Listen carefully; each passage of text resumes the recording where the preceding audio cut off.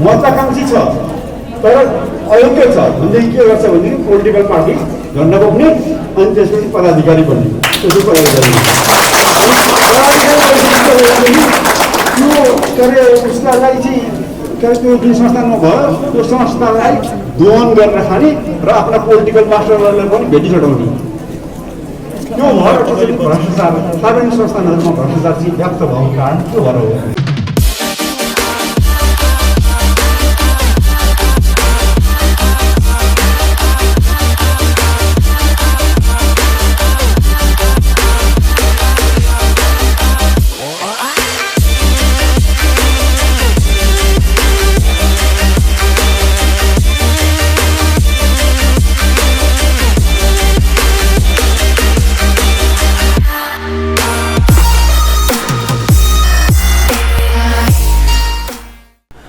What's up guys, welcome back to my channel once again. This is me, Dr. Prasanna Suwedi. अहिले चाहिँ बिबिग्याजको स्लुम रुमभित्र छु। आज चाहिँ के छ भने हाम्रो यो बिबिग्याजमा चाहिँ आन्दोलन हुन थालेको लगभग एक महिना पुग्न लागिसक्यो सायद होइन, एक महिनाको वरपर छ। अनि आज चाहिँ हाम्रो डाक्टर गोविन्द केसी आउनु आएको छ बिबिग्याजमा। अहिले चाहिँ म त्यहीँ जाँदैछु। गोविन्द केसीज्यू उहाँको भनाइहरू के छ, उहाँको बुझाइ के छ, के बोल्नु छ यो आन्दोलनको विषयमा, त्यसको बारेमा चाहिँ हामी हेर्न गइरहेका छौँ। अहिले चाहिँ दिउँसो कतै 2 बजेको छ। So let's see. अहिले चाहिँ यो कार्यक्रम भइरहेको भनेको हाम्रै भिसी अफिस अगाडि भनेको, अर्थात् यो जुन ल्याबहरू बिल्डिङ छ त्यसकै अगाडि ल्याब अडिटोरियमहरूको अगाडि नै हुन्छ। सो लेट्स ओके गाइज, अहिले चाहिँ म ठ्याक्क भिसी अफिस अगाडि आएको छु नि। हाम्रो चाहिँ यहाँ कार्यक्रम चलिरहेछ। अनि पछाडिपट्टि अब गोविन्द सर नै आएको छ अनि बाँकी सरहरू पनि हुन्छ हाम्रो। अब हामी त्यहीँतर्फ जाँदैछौँ। लेट्स सी के हुँदैछ।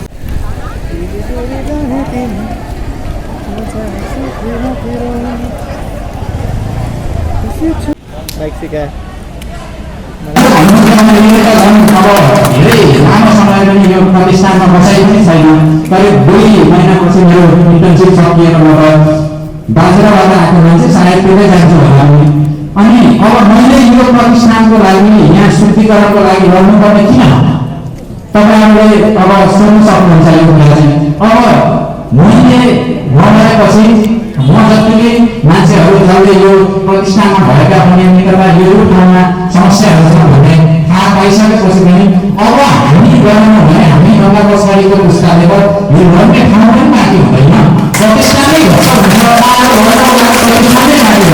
त्यसैले हामी अगाडि आउनुपर्ने यो अन्तिम भूकम्प अहिलेको समय हो। त्यसैले हामी अगाडि आइपुगेका छौँ।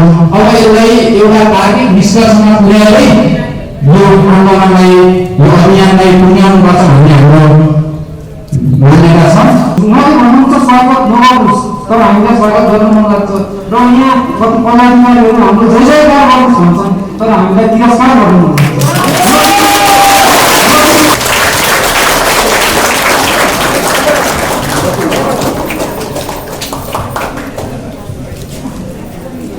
हेलो, सुनिन्छ है? मलाई त यो के अरे स्पिकर नगर्ने के अरे म जोड्ने बोल्छु क्या है क्लियर है। हेलो बिबिग्याज एन्ड धरम, नमस्ते। पहिलो कुरो चाहिँ के छ भनेदेखि म साधारण व्यक्ति हुँ है, साधारण नागरिक नेपालको। त्यस कारणले गर्दा यो अलङ्कारपूर्णमा चाहिँ जुन शब्दहरू दियो है त्यो चाहिँ नगरे भए राम्रो हुन्थ्यो। अनि अब हाम्रो उपस्थित साथीहरूले तालिपत्र गर्न उहाँहरूले हात पनि दुखिसक्यो है र त्यस कारणले गर्दा साधारण व्यक्ति हो त्यही हिसाब चाहिँ व्यवहार गरिदिनु हुन अनुरोध गर्दछु। अब कुर्ता भनेदेखि मैले चाहिँ अब 18 गते नै 18 गते प्रेस विज्ञप्ति जारी गरेको थिएँ। प्रेस विज्ञप्ति एक पेज र के भन्नु चौथाइ भाग छ है, 1 पेज र चौथाइ भाग छ। त्यसको मूल्य के अरे मुख्य के अरे शीर्षक नै के छ भने विधि प्रतिष्ठानका 4 शीर्ष पदाधिकारीलाई बर्खास्त गर।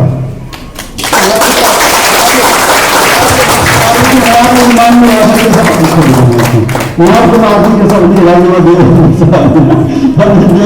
एक्सट्रिमै छ कुरो एक्सट्रिमै छ। त्यो पनि यो के अरे पहिले जारी गरिसकेको हो र चाहिँ पत्रकारितामा आइसकेको छ। के छ भनेदेखि शिक्षा र स्वास्थ्य क्षेत्र भनेको संसार हुने र यसलाई चाहिँ के भन्छ भने सेवामूलक क्षेत्र भनिन्छ। अनि तर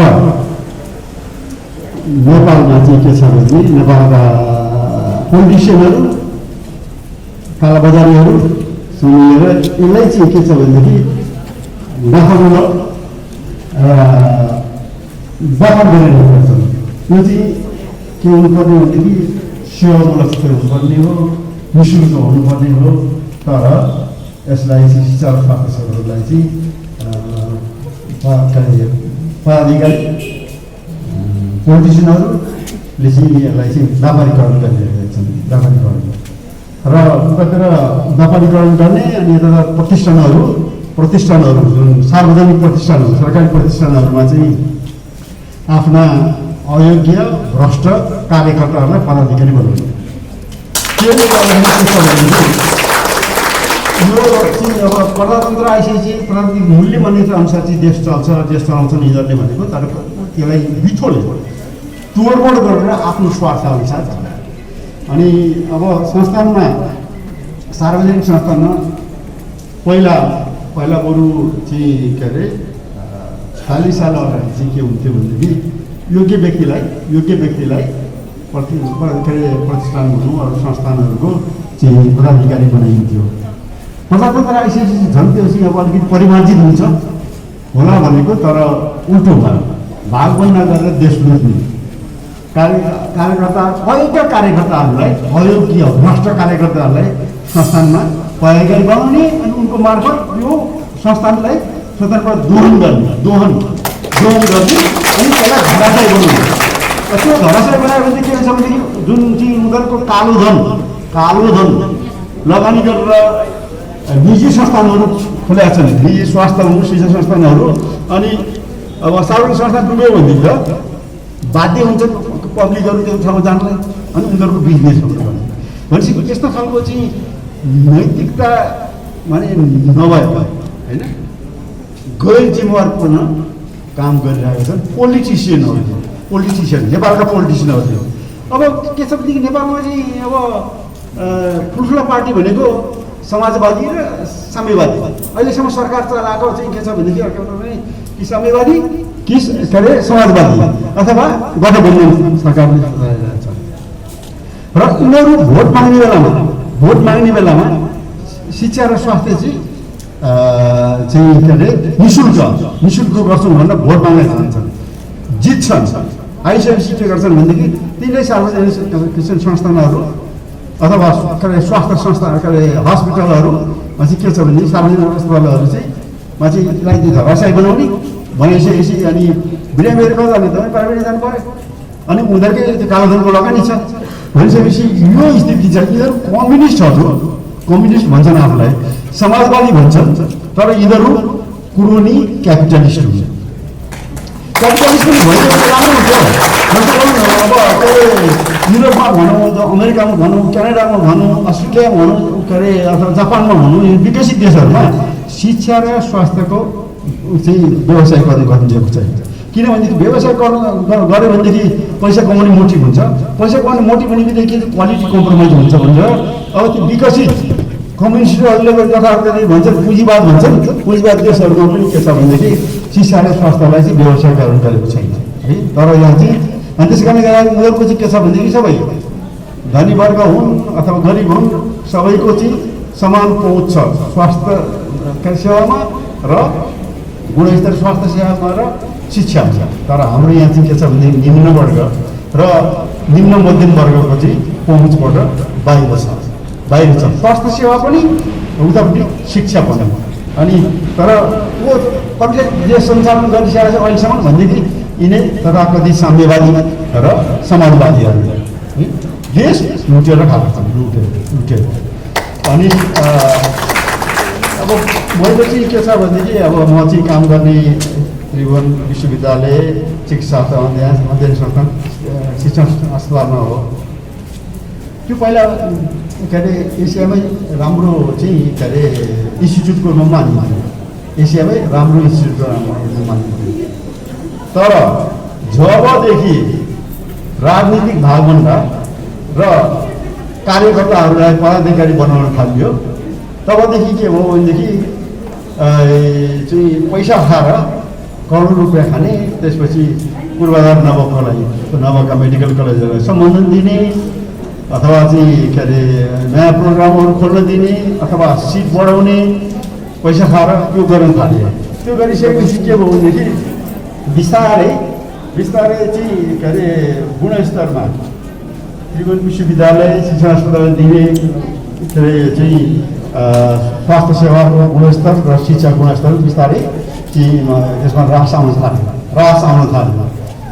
अनि अब चाहिँ अब त्यो भइसकेपछि के छ भनेदेखि अब यो त हेरेर बस्नु मिलेन भनेर अनि मैले चाहिँ सत्याग्रह गर्न सुरु गरेँ। मेरो पहिलो सत्याग्रह के थियो भनेदेखि त्यो भ्रष्ट डिन, महाभ्रष्ट डिन जसले त्यो इन्स्टिट्युट डुबायो उसलाई बर्खास्त गर भनेर अनि वरिष्ठताको आधारमा चाहिँ पदाधिकारी नियुक्ति गर्नुपर्छ भनेर भनिसकेपछि त्यसपछि पहिलो सत्याग्रहमा केही दिनपछि नै उसलाई बर्खास्त गरियो।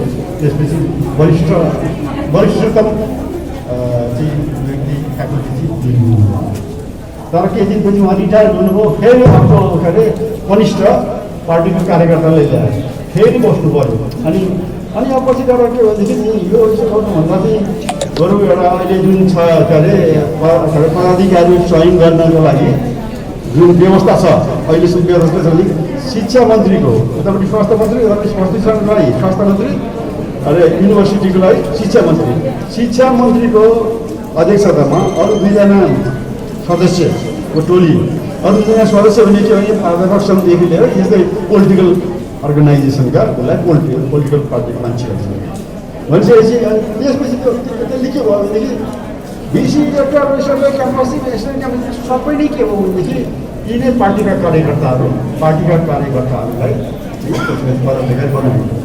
अब कुरो के छ भनेदेखि नि जसको योग्यता छ, जो योग्य छ ऊ कसैको चाकरी गर्दैन, ऊ आफ्नो योग्यता अनुसारै उसले चाहिँ उपलब्धि के अरे ऊ गर्छ, हासिल गर्न कोसिस गर्छ। तर जो एम्बिसियस छ, महत्त्वाकाङ्क्षी छ तर अयोग्य छ भनेदेखि के गर्छ भनेदेखि पोलिटिकल पार्टी झन्ड बोक्ने अनि त्यसपछि पदाधिकारी बन्ने। त्यो के अरे उसलाई चाहिँ के अरे त्यो जुन संस्थानमा भयो त्यो संस्थालाई दोहन गरेर खाने र आफ्ना पोलिटिकल मास्टरहरूलाई पनि भेटी चढाउने। त्यो भएर भ्रष्टाचार सार्वजनिक संस्थानहरूमा भ्रष्टाचार चाहिँ व्याप्त भएको कारण त्यो भएर हो।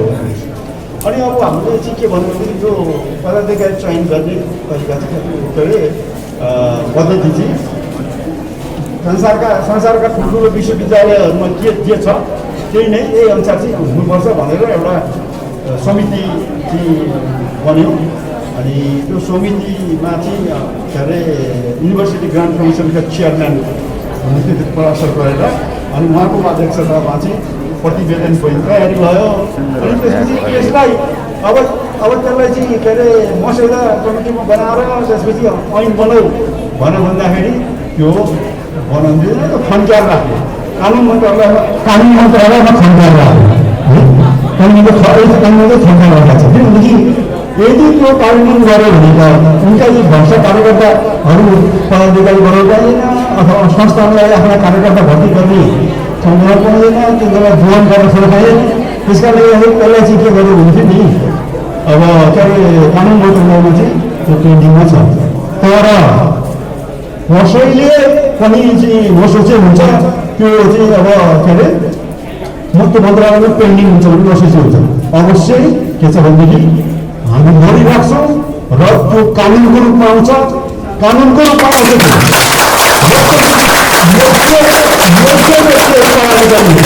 योग्य व्यक्तिहरू अगाडि भयो भने के हुन्छ उनीहरू संस्थानप्रति वफादार हुन्छन्। अहिले के छ भनेदेखि ती भ्रष्ट हिंसक पोलिटिसियनहरूप्रति पदाधिकारी उनीहरूप्रति वफादार हुन्छ, संस्थाप्रति वफादार छैन। भनिहाले यो चाहिँ के अरे सानो खुड्किलो बाँकी छ, त्यो खुड्किलो पनि पानी लगाएको छ। एउटा मात्र खुड्किलो बाँकी थियो, त्यो पनि त्यो खुट्टो अलिक तल झार्न राखेका छन् तर होइन त्यो हामी खालि खुट्टो पार गर्छौँ र त्यो ऐन आउँछ र त्यसपछि के हुन्छ भनेदेखि शिक्षाको गुणस्तर र स्वास्थ्य सेवाको गुणस्तर राम्रो हुन्छ है त्यो हुन्छ र जुन के अरे उसले संविधानले जुन दिएको छ नि संविधानको चाहिँ यसले दिएको प्रत्येक नेपालीको गुणस्तरीय स्वास्थ्य सेवामा चाहिँ समान पहुँच हुन्छ चाहे त्यो हुम्लामा बस्ने होस् चाहे सुनसरीमा बस्ने होस् चाहे काठमाडौँमा बस्ने होस् सबैको गुणस्तरीय स्वास्थ्य सेवामा समान पहुँच भनेर संविधानले दिएको हुन्छ नि त्यो अवश्य कार्यान्वयन हुन्छ त्यो कार्यान्वयन गराएर छोडिन्छ कार्यान्वयन गराएर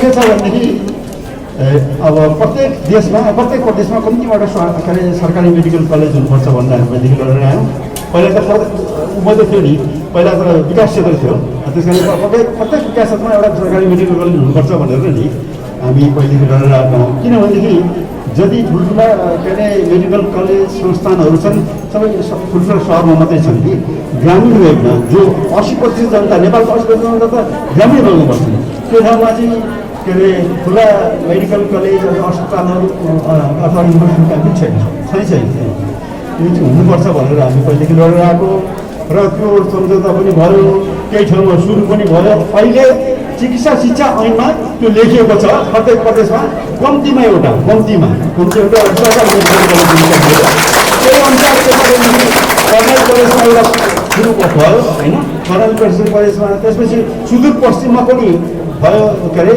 उसमा के अरे कैलालीमा धनगढीमा यता दाङमा पनि सुरु हुँदैछ तर 2 नम्बरको प्रदेश र 4 नम्बर प्रदेशमा हुनै दिएको छैन यो गत भनौँ न ओलीजीको सरकारले त्यो पनि ओली सरकारले ओलीजीले नै रोकेर राखेका छन् उनी के छ भनेदेखि मफियाका कलेजहरूलाई चाहिँ उनले ऐन मिचेर चाहिँ सम्बन्धन दिन सक्छन् तर सर्वसाधारणले जुन उपचार पाउँथे अनि सर्वसाधारण के अरे स्टुडेन्टहरूले डाक्टर बन्नु पाउँथे नर्स बन्नु पाउँथे त्यो प्यारामेडिक बन्नु पाउँथे त्यस्तो खालको सरकारी संस्थान चाहिँ बन्नु नदिने भर्तालाई डुबाउने र नयाँ आउने नदिने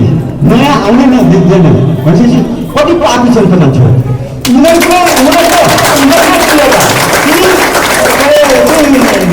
जनताहरूलाई दिएको करबाट यिनीहरू तल भत्ता खान्छन् त्यसपछि उहाँको उपचार लिन्छन् ओलीजीको महँगो उपचार थियो नि त्यो महँगो उपचार जनताको दिनु करबाट हो नि होइन भनेपछि अलिकति त संवेदनशील त हुनु पऱ्यो नि भनेपछि सार्वजनिक संस्थानहरू चाहिँ खोल्नु नदिने अथवा भएकोलाई डुबाउने र मफियाहरूको चाहिँ कलेजहरूलाई चाहिँ उ गर्ने के अरे ऐन मिचरसम्म भन्ने अनि भनेपछि के छ भने अपराधीहरू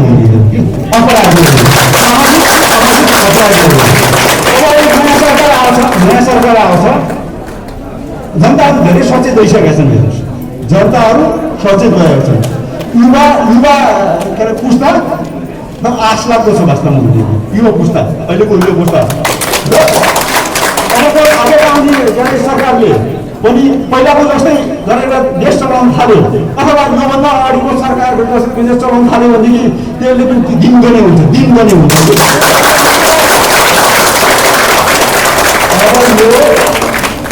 अब जनताले बोल्छन् जनताले बोलेको उनीहरूले सुन्नुपर्छ उनीहरूले बोलेको जनताले भनेको त्यही गर्नुपर्ने हुन्छ जनताको आदेश पालना गर्नुपर्छ अब नेताको आदेश पालना हामी सार्वभौम नागरिक हौँ भोट दिएको छ हामीले त्यो हाम्रो अधिकार बन्छ तिनीहरूलाई क्षमा ल्याउने हाम्रो अधिकार बन्छ अब चाहिँ मेरो पहिलो कुरो त जुन अभियानको नारा छ शुद्धिकरण भन्ने त्योभन्दा उपयुक्त हुन सक्दैन नारा